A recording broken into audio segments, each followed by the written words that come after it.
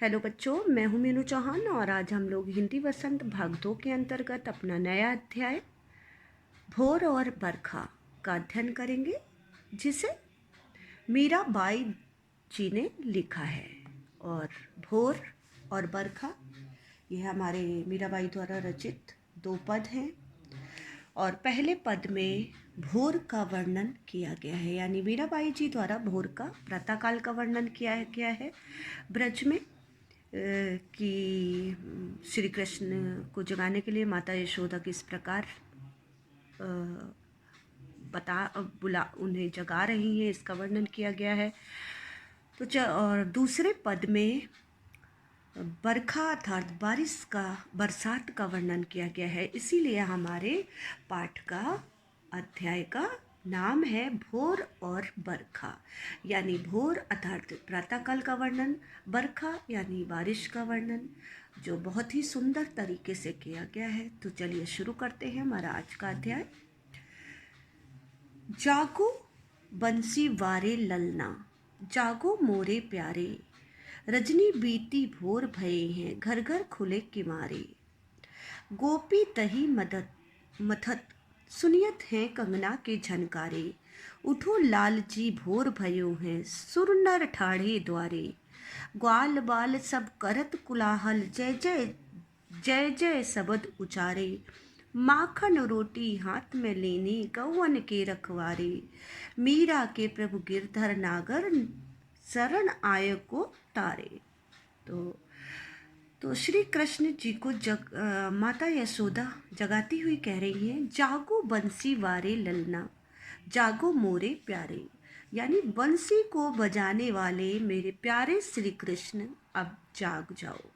मेरे प्यारे लाल श्री कृष्ण अब तुम जग जाओ।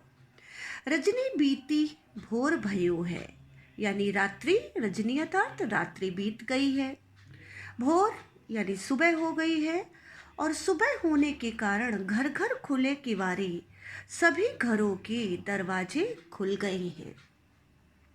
गोपी दही मथत हैं, मथत सुनत हैं कंगना के झनकारे, यानी ब्रज की जितनी भी गोपियां हैं वो दही मथ रही हैं, और दही मथने की वजह से उनके हाथ चलने से उनके कंगन की आवाज यानी झनकार पूरे ब्रज में सुनाई दे रही है। उठो लाल जी भोर भये हैं, सुरनर ठाढ़े द्वारे।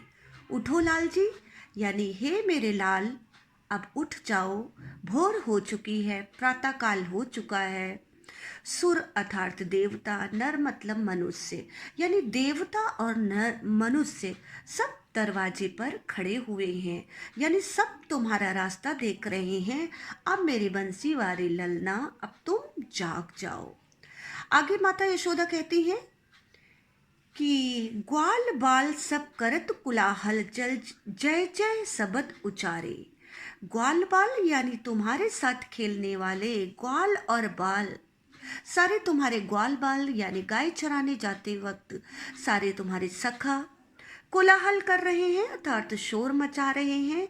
जय जय सबद उचारे, और शोर मचाते हुए तुम्हें पुकारने के लिए तुम्हारी जय जयकार कर रहे हैं। आगे माता यशोदा कहती हैं,